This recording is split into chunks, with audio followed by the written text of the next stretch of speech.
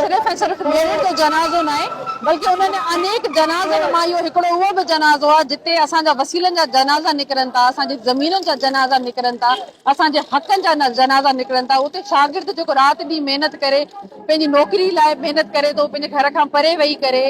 एतिरी पढ़ाई करे थो ऐं उनखे हिकिड़ो बेसिक जेको हक़ आहे जेको नौकिरी वारो मेरिट ते बुनियाद ते त उहो बि न आहे। ऐं मूंखे अफ़सोस थिए थो उन्हनि लीडरनि ते, मूंखे अफ़सोस थिए थो उन्हनि माण्हुनि ते जेको पाण खे अवामी लीडर चवनि था, पर ही जेको हक़ जेके लाइ ॻाल्हाए था उहो पूरो अवाम जो हक़ आहे ऐं पूरी सिंध जो हक़ आहे, उनजे नौजवाननि जो हक़ आहे, नसलुनि जो हक़ आहे। तव्हां अगरि असांजे सिंधियुनि खे ऐं उन्हनि पढ़ियल लिखियल दिमाग़नि खे नौकिरी करणु कोन ॾींदव, उन्हनि इदारनि में वञणु कोन ॾींदव जिते हू सुठे तरीक़े सां वेही करे सर्व करे सघनि, पंहिंजी सिंध जी ख़िदमत करे सघनि। तव्हां दरवाज़ा बंदि कंदव उन्हनि ऑफिसिस जा जिते हू माण्हुनि सां जुड़ी करे सिंध जी ख़िदमत करे सघनि, त सवाल तव्हांखे थो अचे त वाकई तव्हां उन्हनि करप्ट माण्हुनि खे बार बार उन्हनि इदारनि में अंदरि वञण मोकिलणु चाहियो था जेके असांजे हक़नि जी हक़दारी कनि था।